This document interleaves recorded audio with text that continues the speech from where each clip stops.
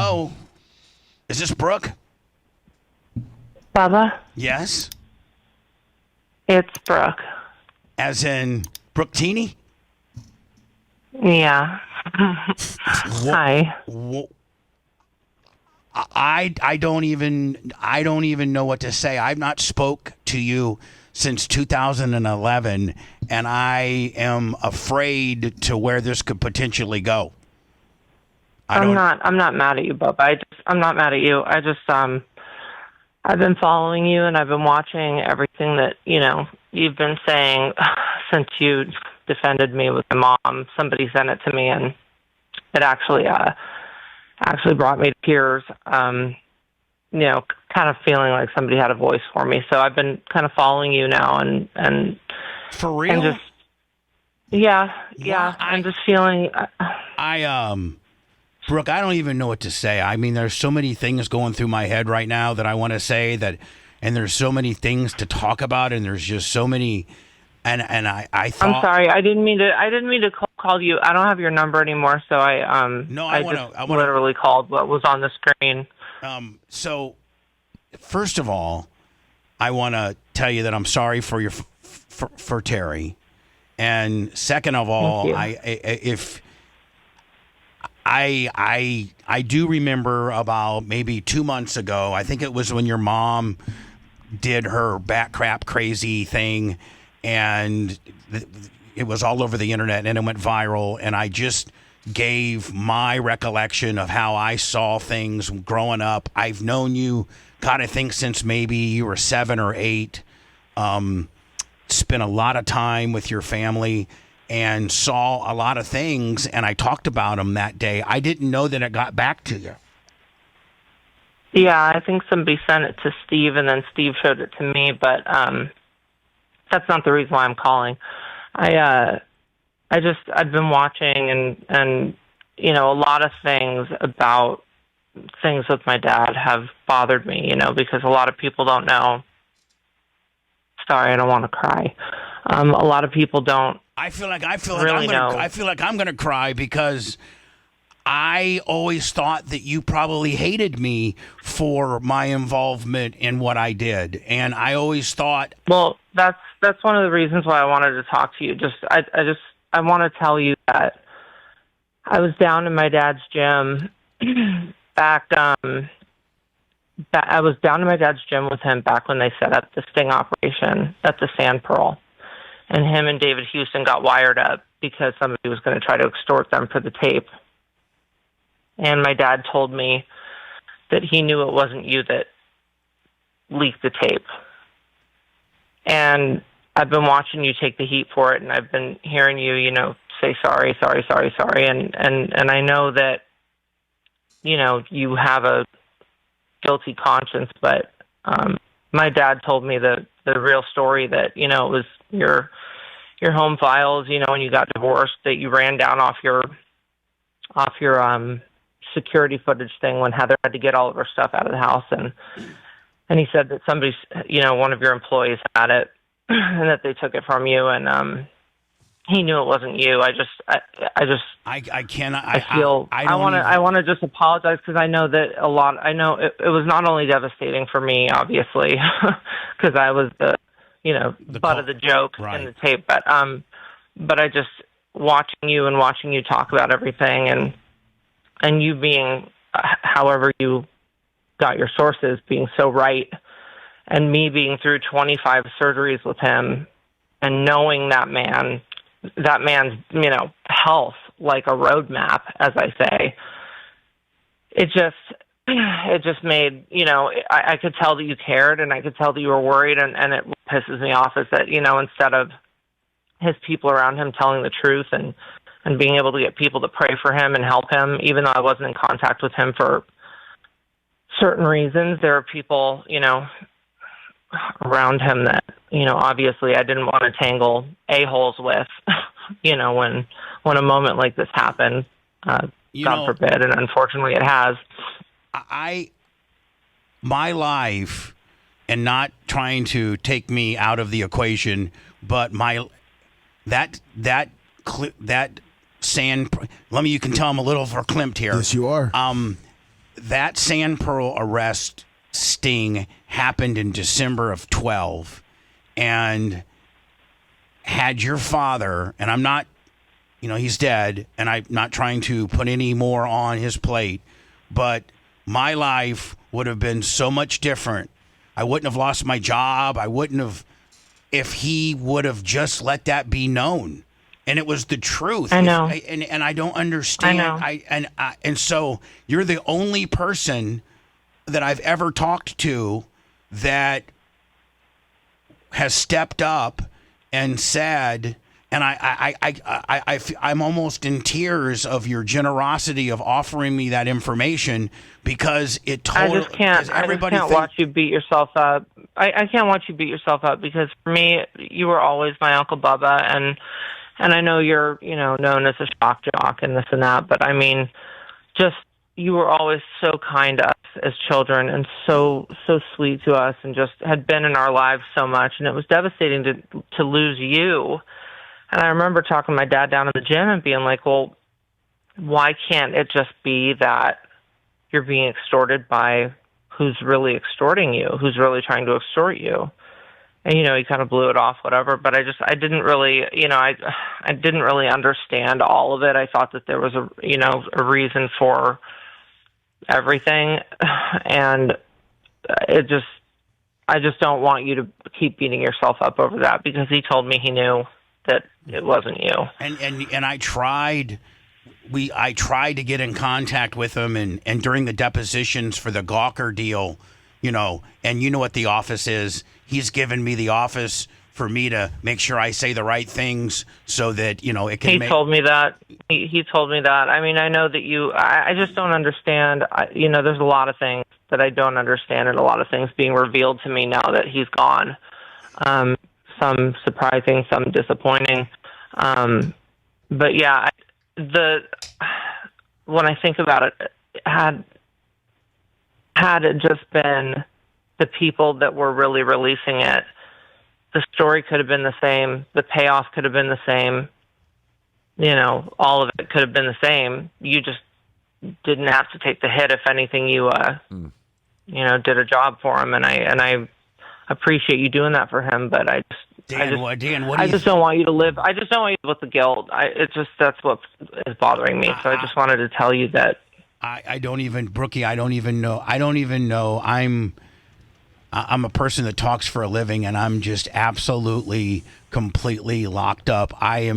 First of all, thank you so much for that information that whether it goes anywhere or not, it certainly makes me look. Go somewhere. It makes me. Oh, there's Jay. It makes me look less crazy, because everybody thinks that I'm just crazy as a loon and don't want to take a responsibility for my part. But nobody believes me. Nobody's ever believed me when I've reiterated what you said, and to know that Terry knew, because you said after the Sand Pearl he came back to the gym where you were at his house, and to know that he knew as early as December. Jay, you represented me during the Gawker deal. Brooke, first of all, my condolences to you. Before the sting. Yeah, but before my condolences to you is what I want to say. But I apologized to your father at his deposition, at Bubba's deposition for Bubba. And he's known for years, but for you to say that, I just want to thank you myself, because I've watched Bubba suffer for years, and this is obviously not about Bubba, but you're the first person that has publicly said what he's been saying for years has been known. And it's just incredible. And so what strength it takes for you. And so thank you. Well, let me just switch gears a little bit. I want to do the right. I just want to do the right thing. And there are a lot of people that have, suffered and gotten caught in the crosshairs of our family's BS. And, to me, that was always my Uncle Bubba. I wish I didn't know how. I'm sorry that I called you on the radio. I feel like a total jabroni.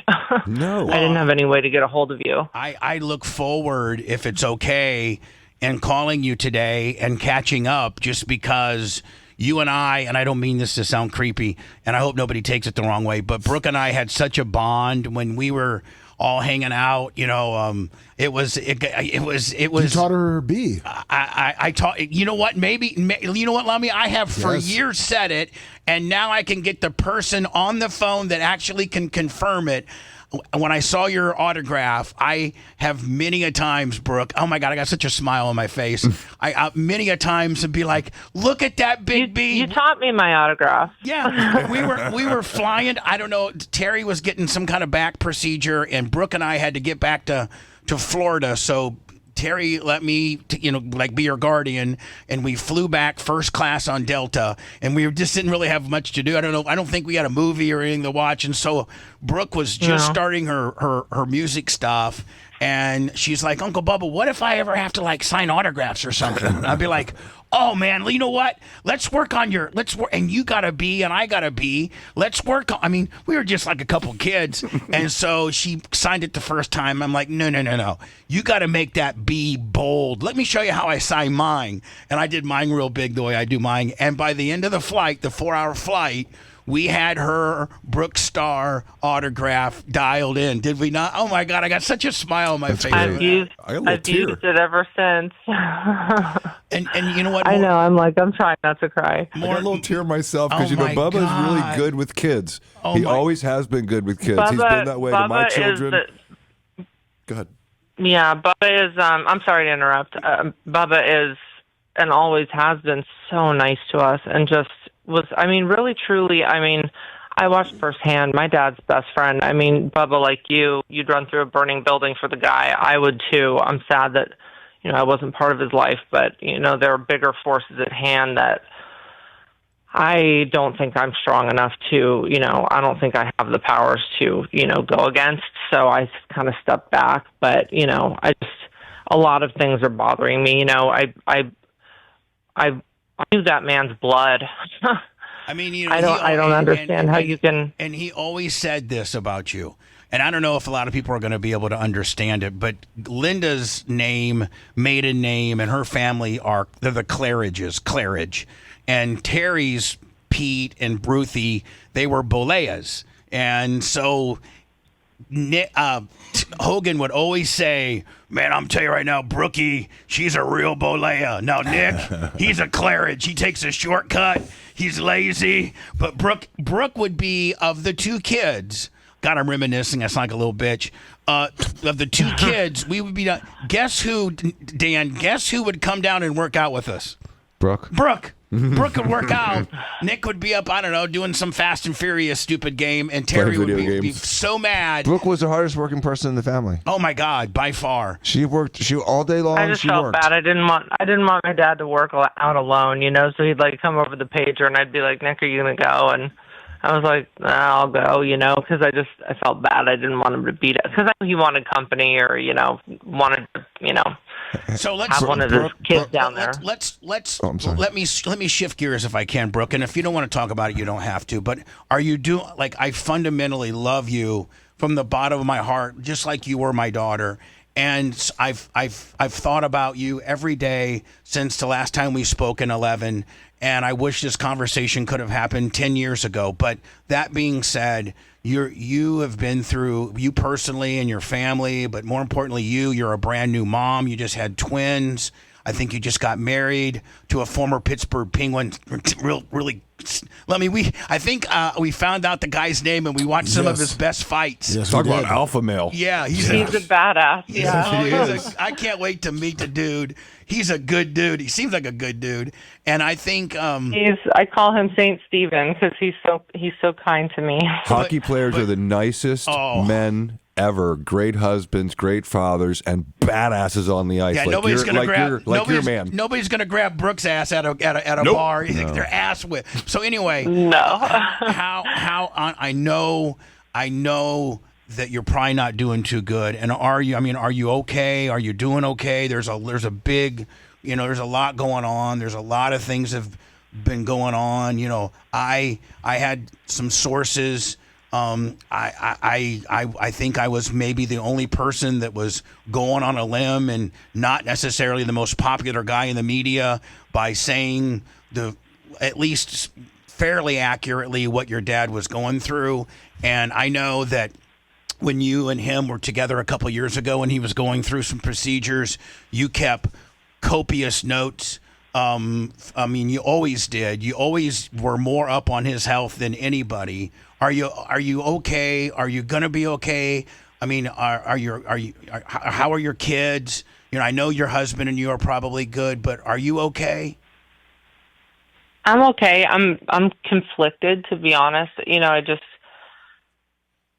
it's what's hard is the last conversations I had with him. I guess that, you know, me and my husband just keep replaying in our head, you know, and I told my husband, I said, I'm going to put my dad on speakerphone so you can hear what I'm hearing, because I have to have a witness to what I'm hearing.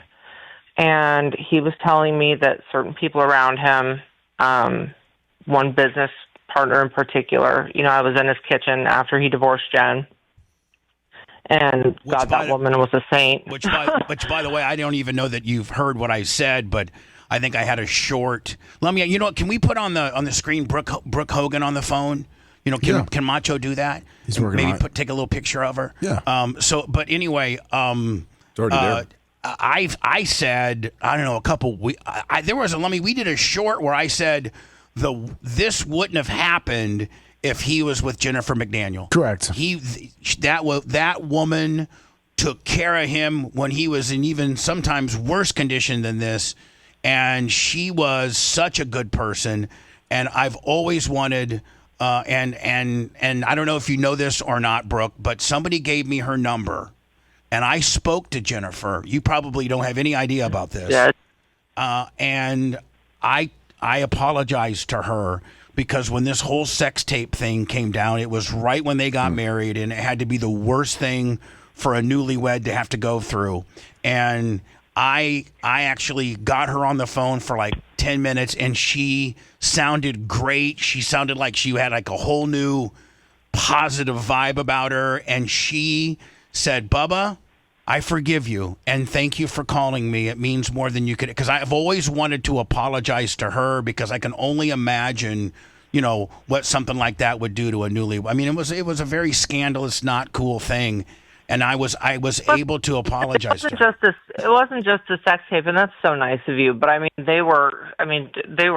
She went, basically, their whole marriage was caught up in lynch drama and lawsuits and part of the divorce. And I mean that divorce went on for 10 years, and then I think my mom sued my dad again, and then it was, you know, something. It was one thing after another, you know. So they never really got a fair shot at having a fun, happy marriage. And like I said, like, me and Jen went through all the surgeries together, and we'd take shifts, and that's what has me puzzled, because, you know, they're saying, oh, he had leukemia, and I'm like, I saw his blood work every time. One doctor, I quote, said, his blood is like a 25-year-old. I mean, he took the most care of his body and his blood. I mean, he was going to an anti-aging specialist, and would also, you know, just being through all the surgeries, you have to do a blood panel before any major surgery. How did nobody catch, you know, a high white blood cell count? That's what bothers me the most, you know. And I'm like, we don't have cancer that runs in our family.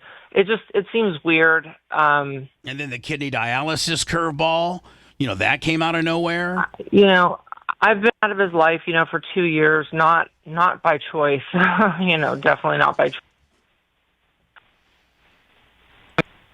And you know, it's funny too, because I don't think my brother or anybody really understands the conversations me and my dad were having. I mean, getting back to that, you know, I mean, there's a business partner of his that he, you know, I was standing in the kitchen, and one of the last times I saw my dad, he goes, well, insert name, effed me over real bad. And I said, well, shit, I could have told you that, you know, Mom never liked him, you know, and you know, they've known each other for a long time, and I just never really had a good feeling about this guy. I'm sorry. No, go ahead.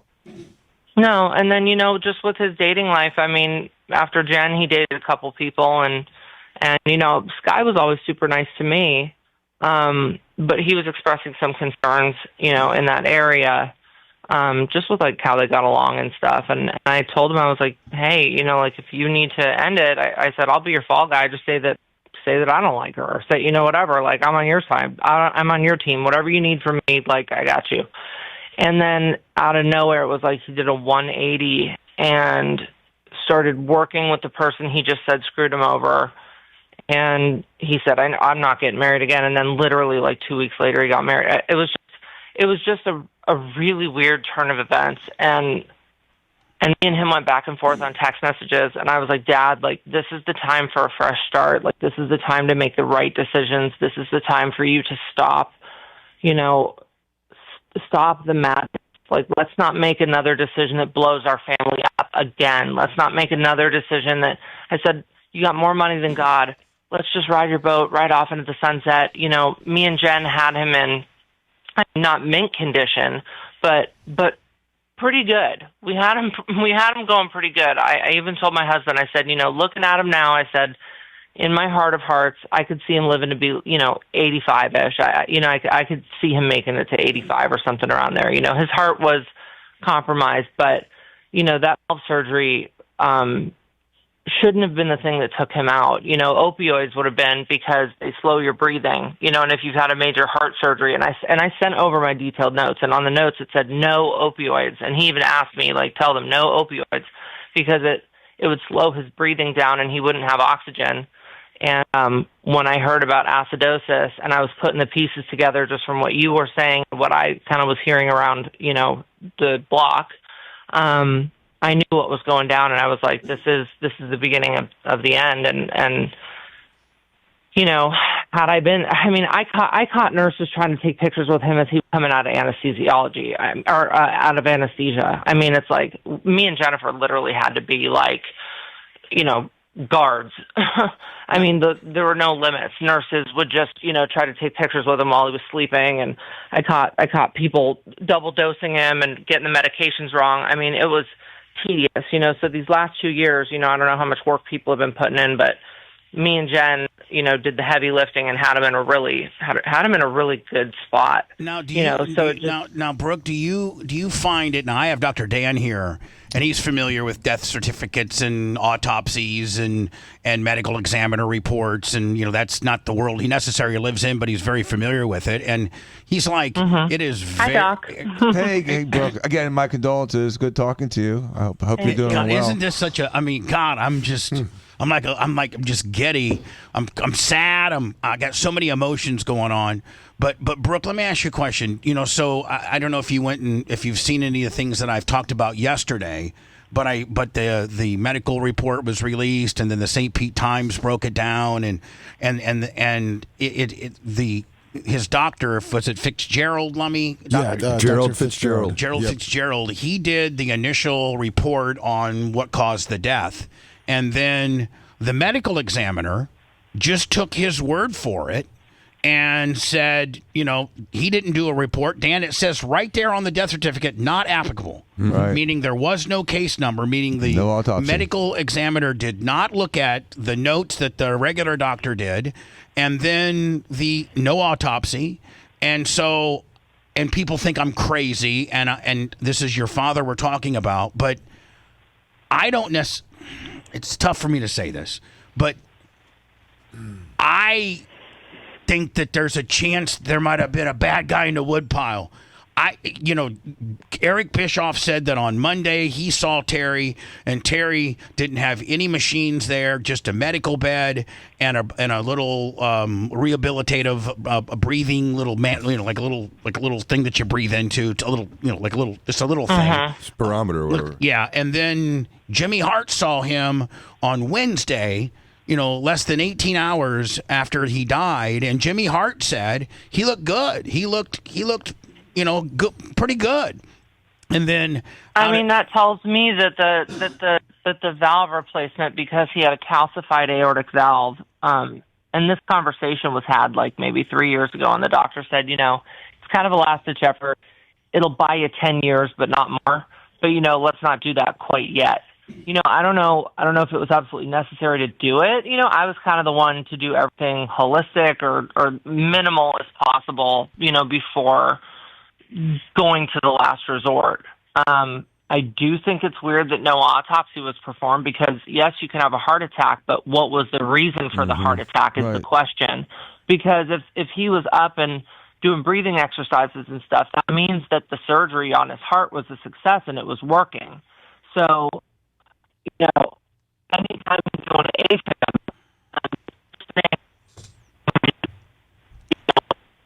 she's breaking up. Yep, she just said something about AFib and then she broke up. Sorry. Okay. Sorry, can you hear me? I know you got twins, and you probably. Are they sleeping? I can hear you now. Can you hear me? Yeah, yes. we can hear you now. And the last thing we heard was you said something about AFib. Oh yeah. So the first thing, if you went into AFib, the first thing that people would want to do, doctors would want to do over at Tampa General would be either a cardioversion or what's the thing with the burning the nerves? The ablation. Ablation, yes. right? Yeah, ablation, and he had so many ablations and so many cardioversions. I remember back then praying, "Dear God, please don't let this be the day my dad dies." We were there back then, and he got through all of it. And there was one day we were at home, and he's like, "Oh, my heart, my heart's starting to race. My heart's starting to race." And I kind of was like, "Let's try something different." I said, "Dad, take a Valium." He goes, "Oh, that's not going to work, And I said, "Just take a Valium and just lay down and drink some water and breathe." And I bought him, because we didn't have like an oxygen machine at the house. I actually went on Amazon and I bought like the cans of oxygen that like hikers use when they go up in high altitudes. Right. And I said, "Take a hit off the oxygen, take a Valium, lay down, chill." His heart returned back to sinus rhythm. So, so I was like, maybe we're just overdoing it. Like, let's just take it easy, chill out. Like, the less surgeries, the better, is what I always told him. Let's try to keep you out of surgery because every time you go under anesthesia, that's so hard on your body. It is. The no autopsy and the leukemia out of nowhere hits me as BS, because... You never heard that diagnosis before? She never. No. Really? And I would be surprised that a surgeon would work on somebody with leukemia or somebody that would see a high white blood cell count and not do further investigation first. Well, you can't put hardware. The first option is treat the leukemia. Well, it's a chronic leukemia, and people usually live 10, 15 years with it, but still, you would think it would be contraindicated to put hardware into someone with an elevated white blood cell count. And if he had that chronic leukemia, his white count should have been elevated. So yes, it's bizarre. The bounce back after 4 weeks is bizarre. The fact that he was, walking and talking and getting back to normal, and then the next morning he's dead is bizarre. The renal failure is bizarre. All of it is. Well, the autopsy report would have also given a toxicology, which what you're saying is he shouldn't have been on narcotics because you would have told them ahead of time, let's keep him off the narcotics.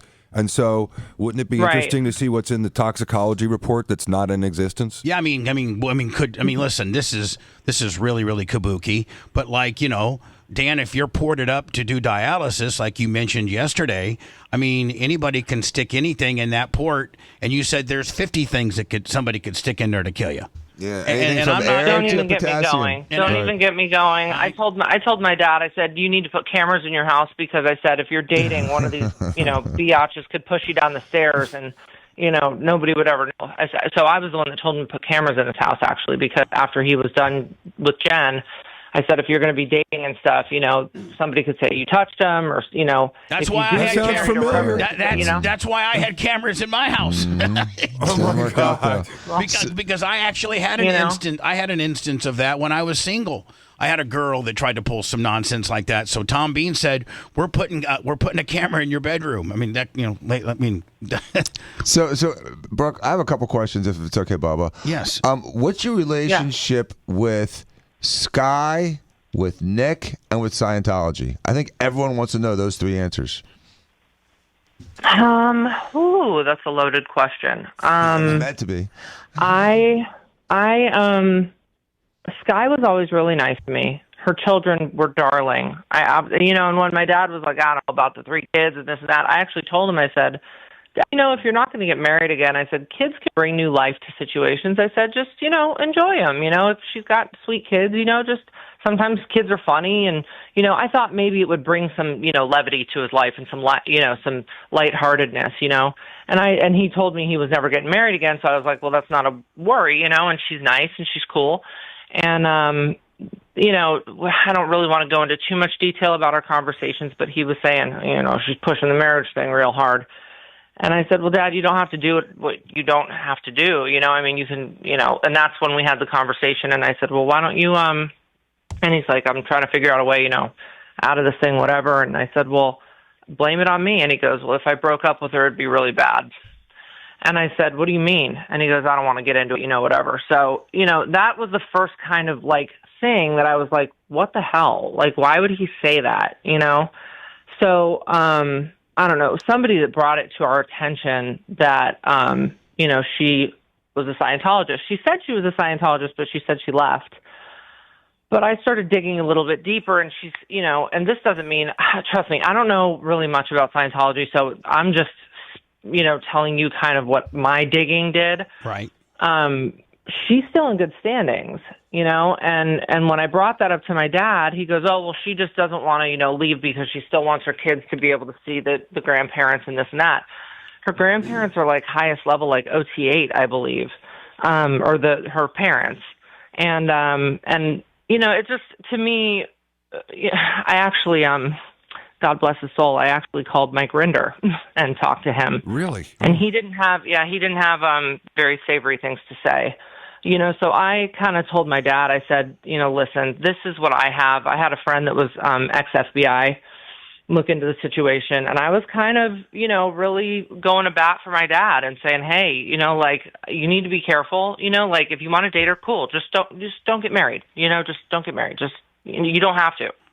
And I was concerned about everything else, too. I was concerned about what happens. He had all of this real memorabilia in the beach shop. The Thunder Lips cape was hanging next to the coffee machine in the Orlando location. And I said, Dad, let me take all the stuff. Let me put it in a locked storage unit, temperature controlled. Let's get replicas made and put them on display. Who knows where all that stuff is now that he died? Who knows? Where's it going to running go? The shop and stuff. Who knows? Who knows where all of his beautiful memorabilia is? I don't have one single thing of my dad's. I said, can I have something for my children? Anything, before I had Molly and Oliver, I said, if I ever have kids, I want to remember it. And I said, Dad, I would never sell anything. If your shit ended up anywhere, it would be in the Hard Rock Hotel's glass case or a Hall of Fame. Mm-hmm. I said, I would make a Selena movie on you. I would elevate your legacy. I would do whatever I could, And I really just, I had his best interests at hand. And when he got married to Sky, or what happened was he called me and there was a very weird, cryptic, strange message. It reminded me of when people in AA do their steps. And he said, hey, I just wanted to call and say I'm sorry for whatever I did. And I'm like, no offense, but you mean what you said about me on the sex tape? Or you're sorry for whatever you did? I mean, there's a lot of things that we could go through that you've done, including kind of double zombie-dawing my, record deal and stuff too. What are we sorry about? And he didn't go into detail, so it was a really vague, weird thing. And I hung up the phone, and I looked at Steve, and I said, he's going to marry her. Mm. And that's the last time I talked to my dad, because I was like, I just have the heebie-jeebies. I'm just feeling too weird about it. And I had warned him about people around him in business. I got something that you don't know that I feel maybe I should tell you, but I don't want to upset you. What? Because your dad and I were really close. I mean, we were inseparable, and I knew everything. Mm-hmm. I knew everything. Everything. I knew when him and Linda were having problems. I didn't know about the Christiane deal, but I knew a lot, and I know for a fact. And maybe you can do some digging. I don't know what type of relationship you have with your former record label. I don't know any of this. I haven't spoke to you since 2011. I reconnected with them, actually. Well, I just reconnected with I know that you think that they let you go on Christmas morning, and that's always been a big kind of a thorn in your side. Do you remember? Let me ask you a question. When you were in Miami, do you remember that they sent the wife? I forget what her name was, but they sent her over to the house with Christmas presents. Do you remember that? So I literally just, I don't know if you saw the news, but I just re-signed with Sobe because after my dad's passing.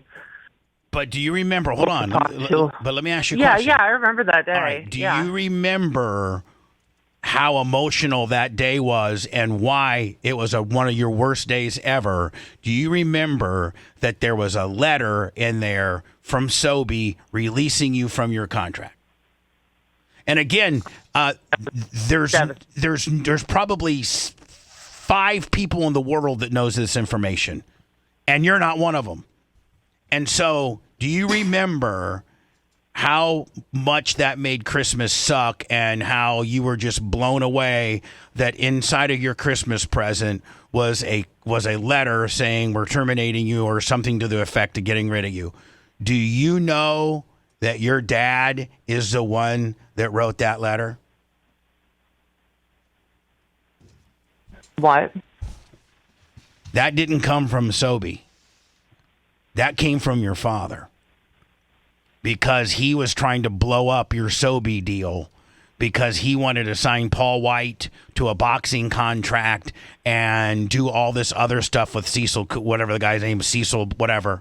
And he came to me when he was crafting the letter and told me about it, and we didn't, I wouldn't say we didn't talk, but I just said, Terry, you can't do that to Sobe. You can't do that to Cecil.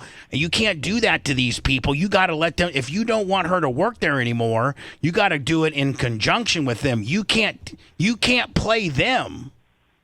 And well, let me ask you a question. Am I correct? Did that happen?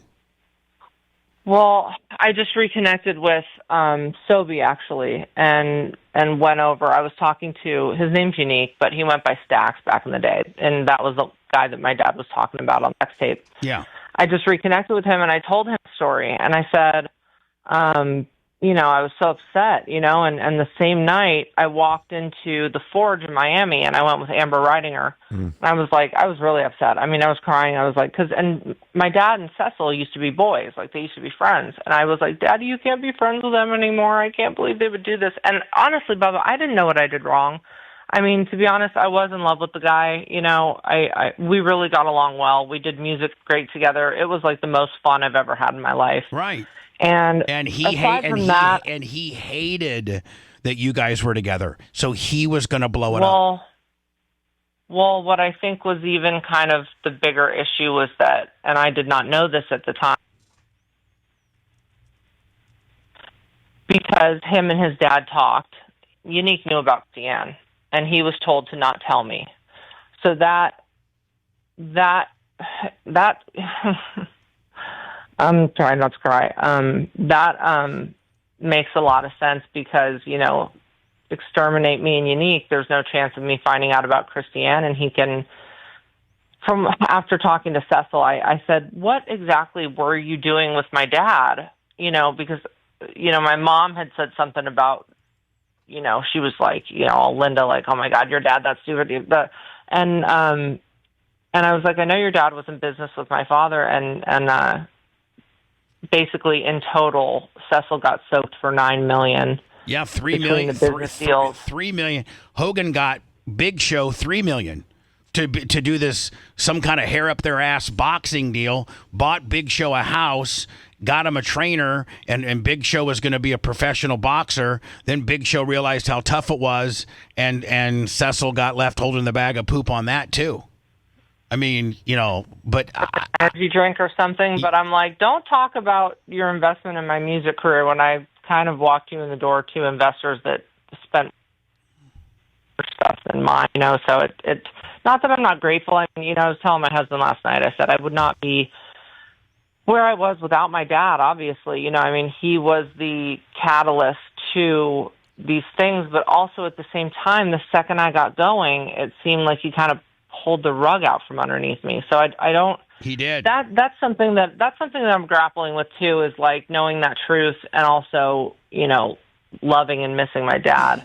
Yeah. But you know, that was my point for the distance though, was that, you know, every time I would try to come in and be the you know, word of advice or the clear thinker, or, you know, as Ashley, my best friend, says, you were his mirror, you know, and he didn't want to look in that mirror. You reminded him of Linda. You reminded him of his mistakes. You reminded your secrets he was keeping from you, whatever it was. And what my dad doesn't know is no matter what he ever did, I would forgive him for, and I would love him. You know, he didn't even tell me what the N-word was about. He said, yo, I need you to just defend me. Somebody caught me saying the N-word. And I just went out there like a fool. Like, my dad was probably just joking or quoting quoting a Chris Tucker movie. And my friend in Nashville was like, Brookie, I don't think you realize how bad it is. He's talking bad about you, and it's a sex tape, and he's talking about you and your boyfriend. And instead of like, I was just so young and gullible, instead of, you know, making a retraction statement or whatever, I was just too afraid. You know, my family's like powerful and they're scary, and I was just too afraid to speak up, you know? So there's a lot of things that I'm grappling with. It's like one half of my brain is like, that's my daddy. Like, I love him and I miss him. But I am at peace with the fact that, like, he literally said to me when I said, Dad, I'm really concerned. Like, this was the first time I really laid it out to him. I was like, this, and this. I don't feel good about it. And he literally said, on my children's life, my husband heard it. He goes, well, I guess you have to live your life and I have to live mine. Mm. And that was kind of the end of that. And I said, well, screw me then, I guess. You know, I'm trying to watch out for you. And I've put in the, 15 years with Jen, and, been there, watching the nurses and doing the 16-hour shifts and, going back and forth. And I've done everything to help the guy that I possibly could, and genuinely loved him. I mean, naturally, you're biologically wired to love your dad and your mother. Well, you two always had a special bond. If you look at any of Hogan Knows Best promo photos, it's always Hogan and Brooke, and then Nick and Linda. You two were always, always at photo op together.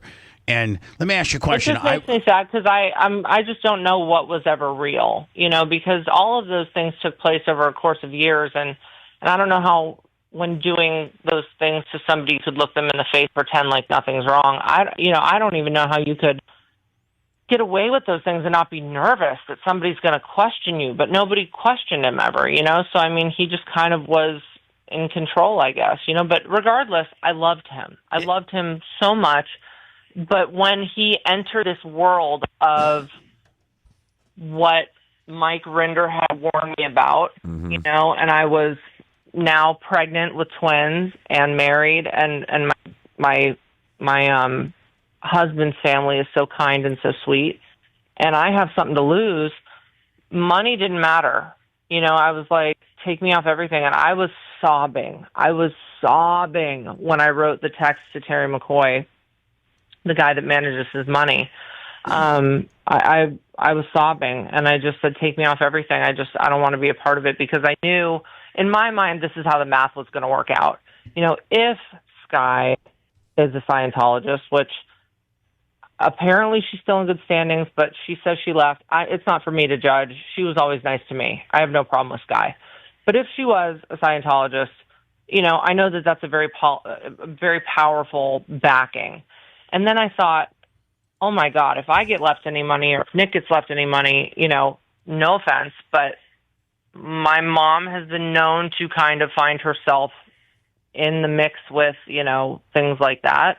And I'm like, I don't want to fight Linda. I don't want to fight Scientology. I don't want somebody that I love to get knocked off. I don't know how deep this stuff goes. Like, it scared me. And I just said, I want out. And I hoped that my dad, and it was never about money. I had hoped that my dad at least trusted me with his IP, like his intellectual property and his trademarks and stuff, because like I said, I would have done the right thing and upheld his, I would have made him an Elvis legacy, or a Marilyn Monroe legacy, or a Selena legacy.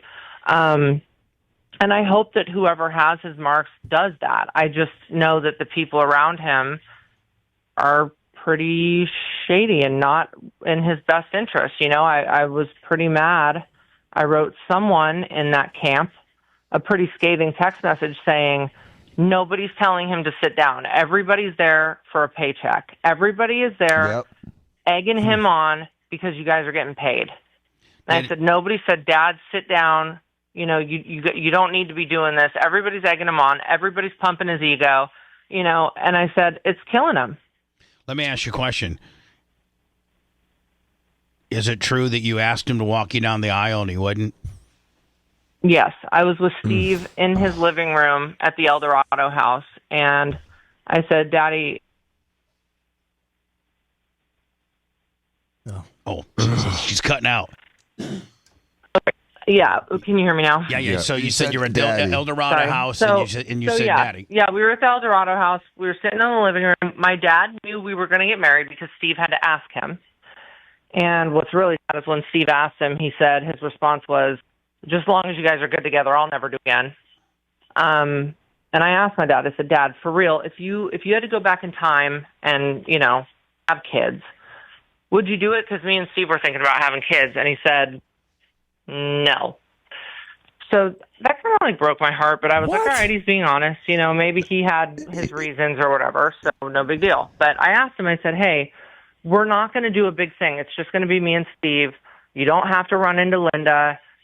Nobody has to be there. I said, we're doing it really, really private in Orlando. But I said, the one person that I would love there, just because it's tradition, would be you. I was like, well, I want you to walk me down the aisle. And he goes, nope, that's not me. I don't do weddings. I don't do funerals anymore. I said, Dad, even for me? He goes, nope, you guys have fun. You got my blessing, but I'm not, you can't get me to leave the beach.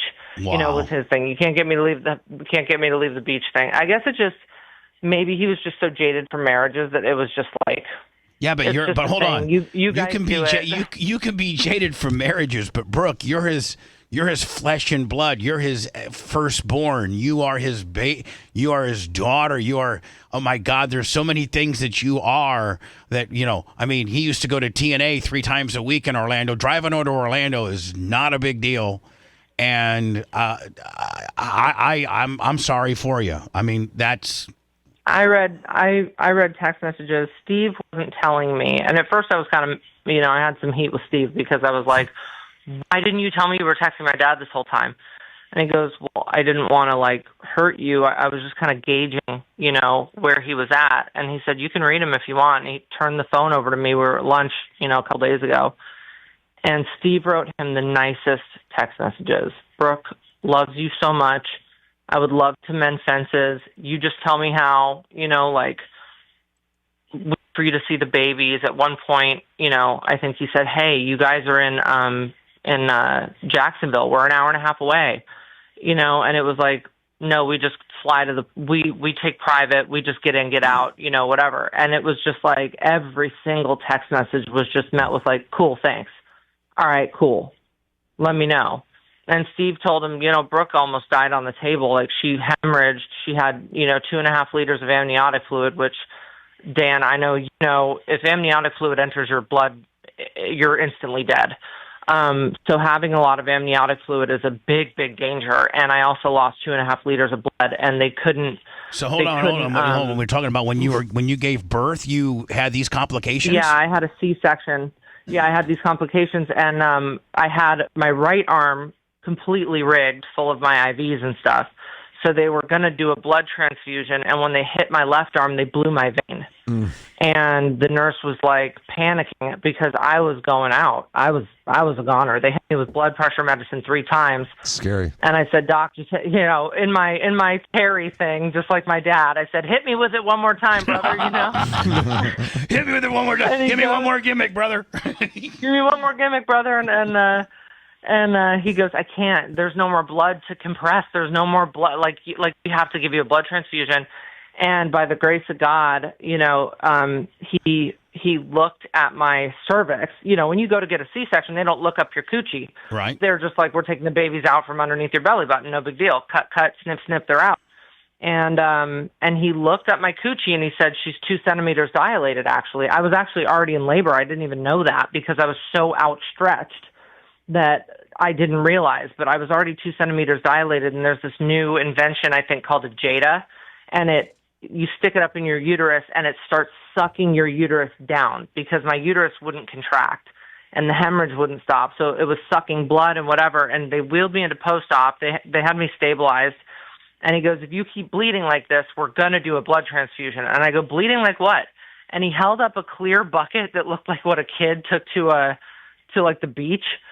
And he goes, this is what you lost in the last 10 minutes. And I'm like, oh, well, it's weird. I feel fine. He's like, it's all the, anesthesia in your spine, and it's all the blood pressure medicine, and you're just loopy from losing so much blood, but like, you're really not okay. Like, you could drop dead any second. So just letting you know, you signed the consent form. If we need to hit you with it, we're going to hit you with it.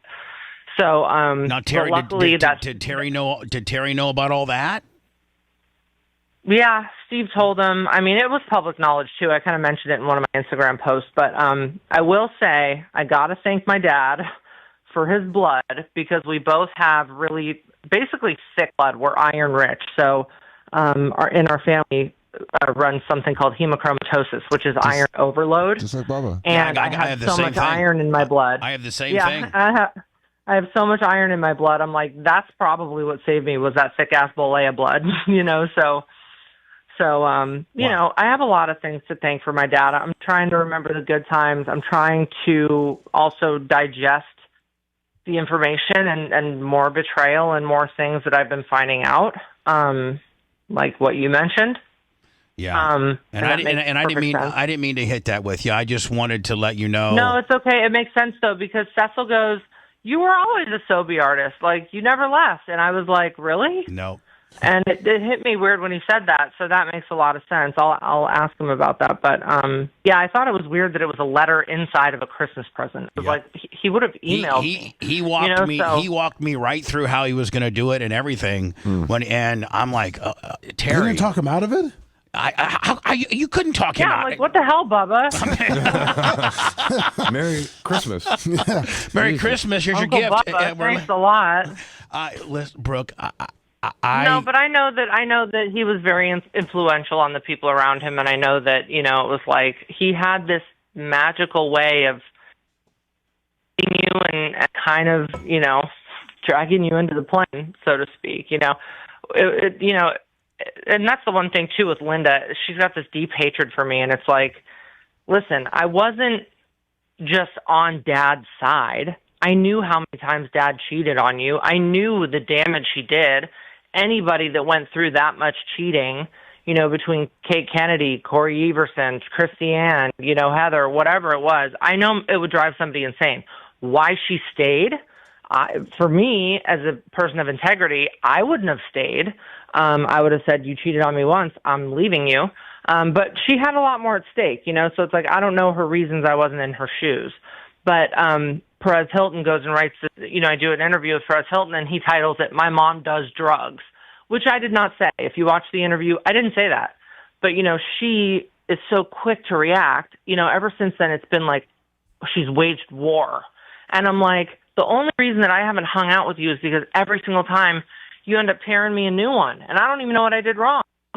So it's God, like I'm having a flashback. That's my whole thing. I'm having a flashback of your childhood, of many a times when we would be out and you'd be getting a business, she'd be giving you the business, and you would literally say, "I don't even know what, Mom." Like you're like 11 or 12 at this time. You're like, "Mom, I don't even know what did I do?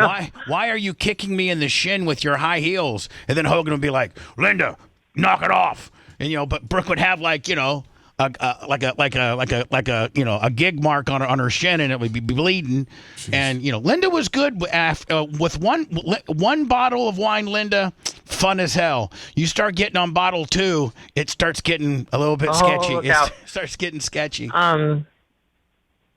So anyway, listen. I'm like trying to choose what to say, but I just, and my thing too, like, she just posted an AI video of me, like, look at what Brooke says in our family. I'm like, it's AI. Like, I'm not that evil. Please stop attacking me. Like, I love my mom. There's a lot of great things about her. A lot of great things my dad fell in love with. A lot of great things that you've seen her at her best, Bubba. She's the bomb. She's a hell of a woman, and a lot of and I got to tell you, I got to give her credit. I really do. I'm not going to sit here and bury her all the time, but I got to tell you, a lot of Terry's success was her ability. She was a marketing. She's the one that came up with the ripped T-shirt. He was more on track business wise with her when they were dialed in than ever before. He was more on track in life with her. She had the best common sense. I tell my husband all the time, I'm like, all the sayings I have, my woman's intuition, the way that I do things, it's all my mom, And I just wish so badly, and I had so many conversations with her. I know she was devastated over my dad, but I was like, Mom, start yoga while you're young and beautiful. You settled with a good amount of money. Invest some of it. We've had these talks multiple times. I'm like, just start doing yoga, get into Pilates, find a go buy a mansion in Malibu and marry some hot realtor, whatever. Just not some guy that went to high school with you. All right. And God bless Charlie. I mean, that poor kid, he didn't even know what he was getting himself into. It's funny because he had to bolt up to Big Thick. Oh, jeez.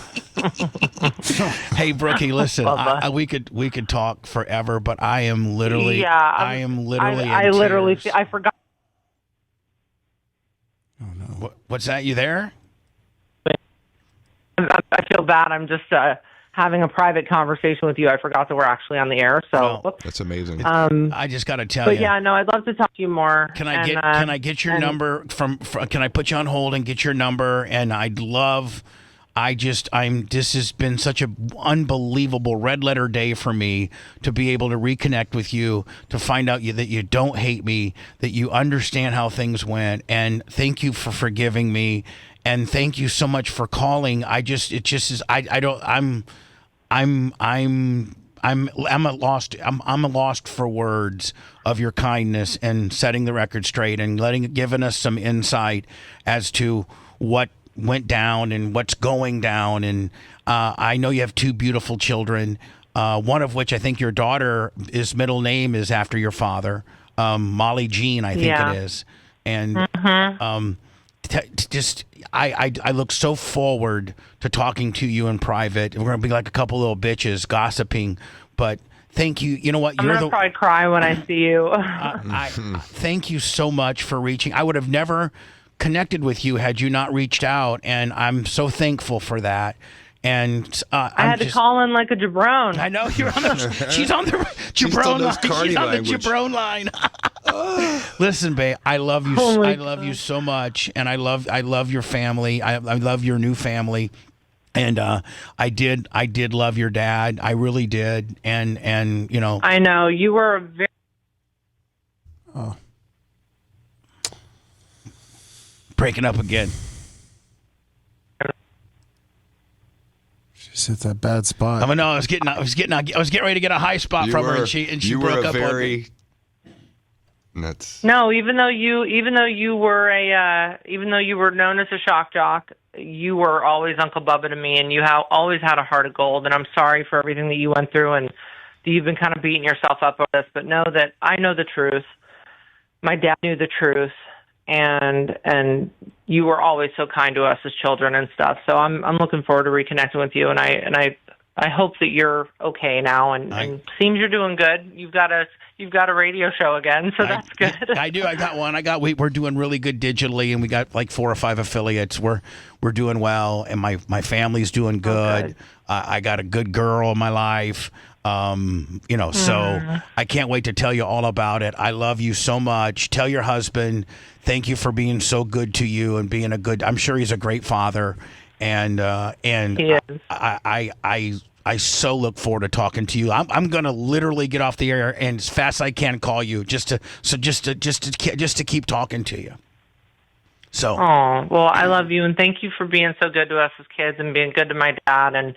And trust me, I know in my heart who you are, and I appreciate, everything you did for our family and for me with my music and for my dad with whatever he needed. I mean, you were really the GOAT. So I appreciate you. Hey, you have a great day. Take care of those kids, and I'll talk to you later today, okay, Brookie? Thank you, All Uncle right. Bubba. I love you. Love you. Bye. Wow. Oh, my God. Thank you, Uncle Does that lift Bubba. weight off your back, Bubba? Make you feel good? I'm almost ready to cry. I did a little bit, Bubba, and she I'm just almost verified ready to- everything you've been talking about for 12 years, 13 years. I can't even believe it. I'm blown away. What a wonderful young woman she is. I mean, that was insane. I just can't even believe it. I can't even believe it. I'm going to do commercials. And he knew. And he knew, Bubba. I know. I'll be doing some commercials, okay? Yep.